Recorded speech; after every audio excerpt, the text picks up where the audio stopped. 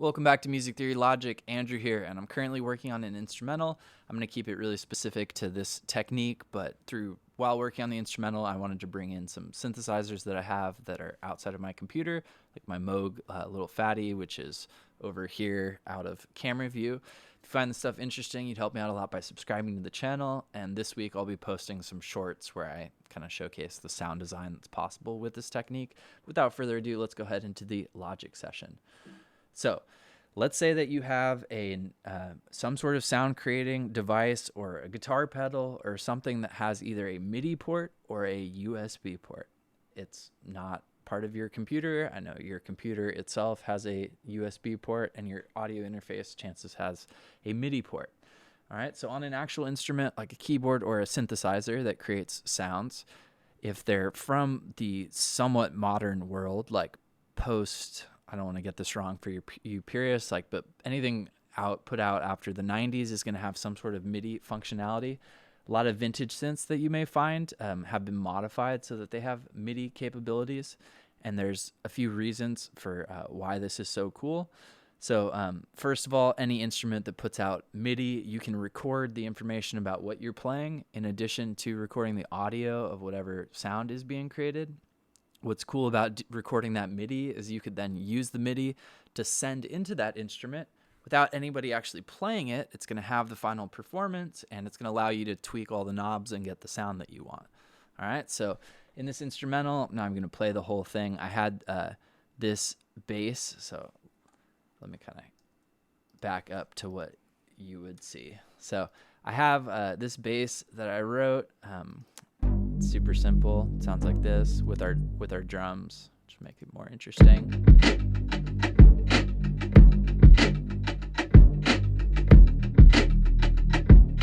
All right, now nothing really wrong with the sound.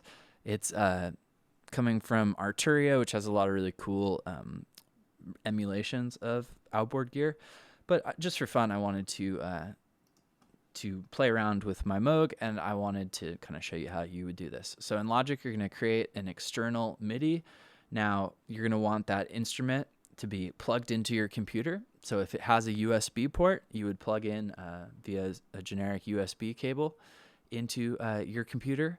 If it has a MIDI port, you would either plug that MIDI into the back of your interface, which will have a MIDI port, or you're going to want to get a cable like this Mio iConnect.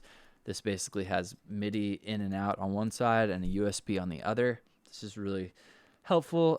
I had got it sometime in the past that I didn't have my full interface, so probably when I was recording guitar takes via like a Line 6 pod, and perhaps using this to modify the MIDI controlled effects.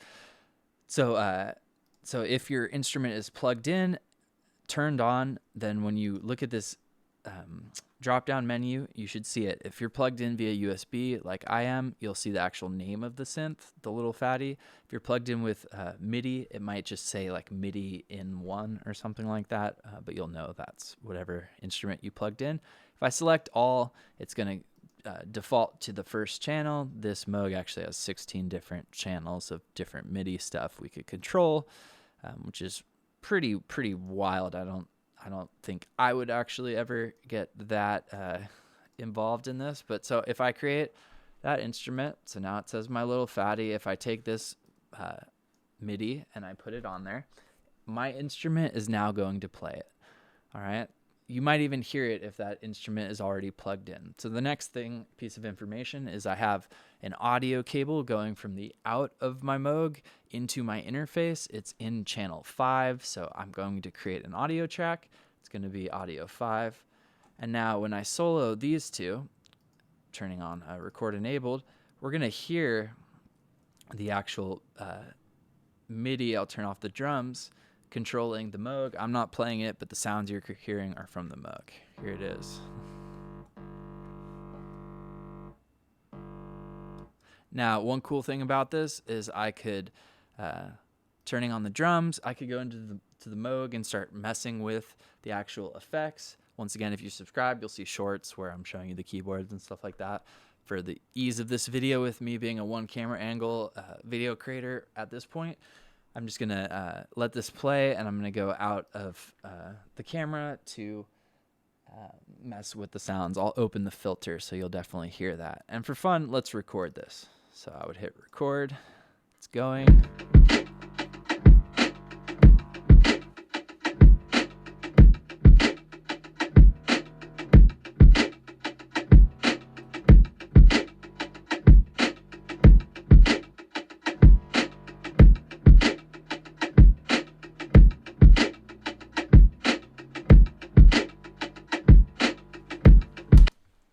All right, so and then everything I just did is recorded in here, so you could then go back in and actually like sample that audio. I did a giant pitch bend at the end.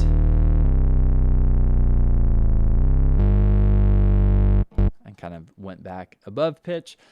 But we don't even have to get that intricate. You could literally just have like a Nord or have some sort of super sweet synth like a Dave Smith Prophet, and you could like a sound in that keyboard. You could not be the best keyboarder player, so you could perfect your MIDI in the computer, send it into your Prophet, and then record the audio coming out, and it's going to go a long way to giving you a unique sound. There's definitely magic to finding patches on soft synths or virtual synthesizers that are really cool. A lot of times, like a hit record will come along and us producers will say, oh, did you recognize, like, that's the sound from Contact, or that's the sound from whatever you fill in the software synthesizer. That's an isotope patch or whatever. And that's always cool, but the downside to that is that once you identify the patch, you have that sound. Even if someone else has a little fatty Moog, because of all of the customizable parameters of the synth, if I'm not using a preset, it would be possible for somebody to create the same sound, but it would be very unlikely. Even if we had the same sounds, if we're modulating the sounds, they're going to end up different. So really highly recommend you adopting this kind of technique if you have the instruments. If you are just beginning producing, or you're still trying to get your career going, clients going, if you have excess spending money, it can be fun to get a synthesizer. It's definitely fun to play with, but you don't necessarily need this stuff. But if you happen to have it, you might as well use it. And that, for me, is one of the things I've fallen short on. I have a lot of equipment that I've used throughout different stages of my music making and like music career, but I didn't necessarily realize that this synth could be controlled by USB and what that meant for my workflow, or this guitar pedal could be modified by MIDI or USB, and what that could do to my workflow. So I hope this helps you. If you have any questions for me, let me know in the comments. If you're in another DAW, it will be slightly different, but it will be the same in the sense that you will create a MIDI instrument that controls an external MIDI source. So in some DAWs, you might create a MIDI instrument, and then on that actual routing in like your mixer, tell that MIDI is going somewhere other than to an instrument. And then you need an audio track to record the audio back in, or even to hear the instrument that you're playing around through the computer. Hopefully that helps you. If it did, thank you for subscribing. I will see you next time. Go make some awesome music. And if you make music, link it below. We'd all love to check it out. And if you're curious about my music, I linked that below in all of these videos. So till next time, I will see you and go make some music.